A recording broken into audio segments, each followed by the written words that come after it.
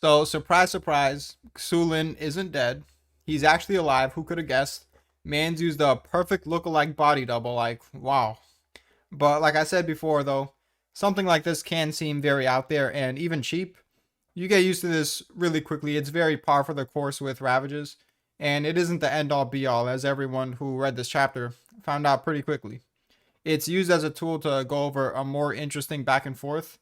But before delving into that, we get some praise for Xulin.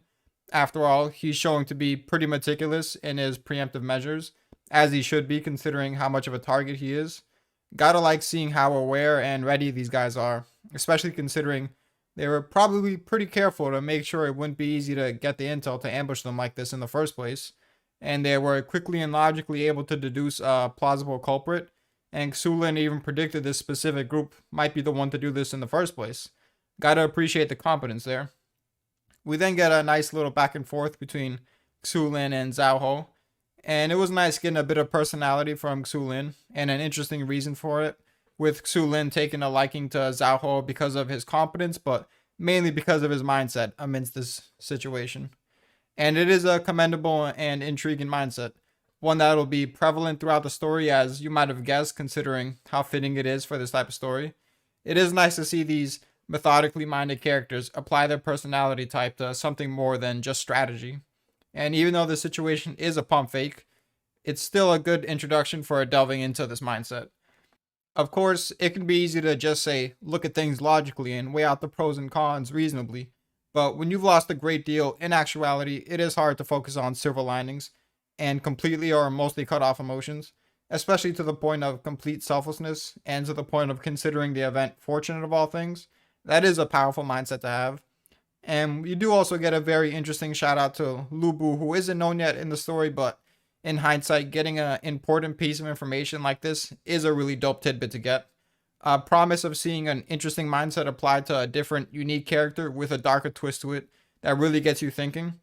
What a way to build up anticipation for seeing this legend. But after that, we get a bit more of a back and forth between them until they find out that handicap warriors are still there.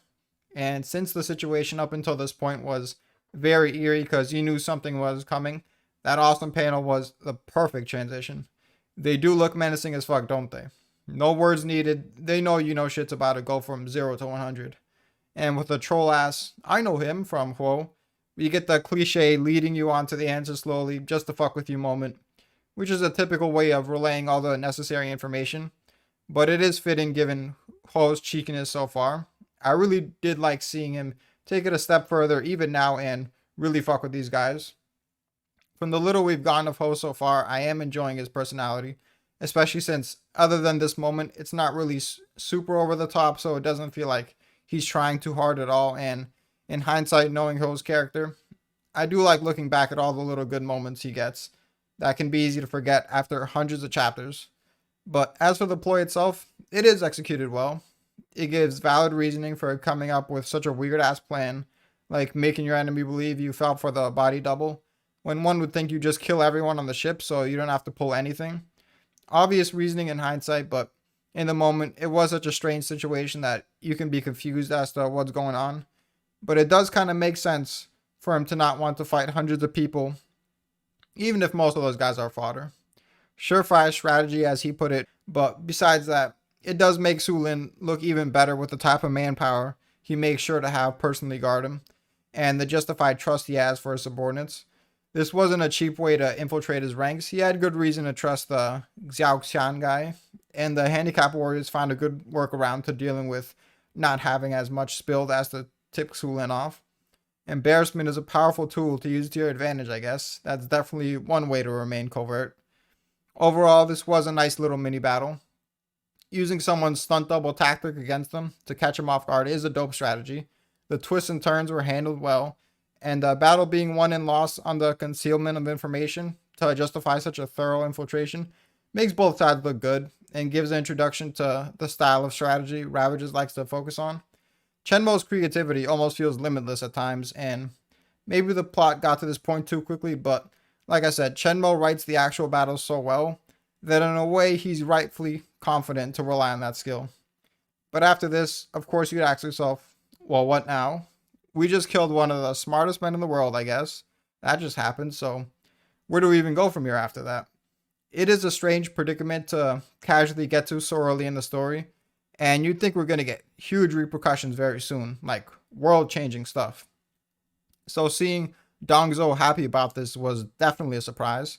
Why the fuck would he be happy about this? And to learn it was just because a single man can get amped up to spring into action is really something else. Like that type of hype is crazy to get early on. How fucking monstrous must this guy be? Like, holy shit. We do get some thought provoking tidbits as well with Lu Bu's apparent lost interest in war and disregard for morals.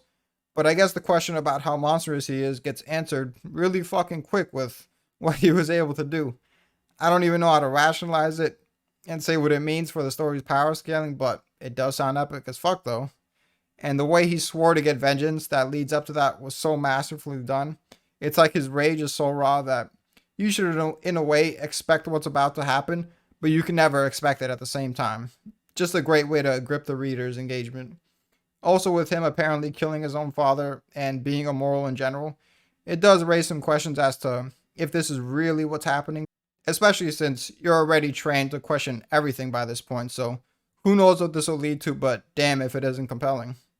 I thought this would have been a perfect cliffhanger, but we do get some explanation of the changing tides, with how one side now takes advantage of the lack of expertise the other side has now that old Xulin is gone. And it is interesting to see the little grand scale chess moves, but its main point is to lead us to an odd side turn, where we apparently meet three weirdos that show up.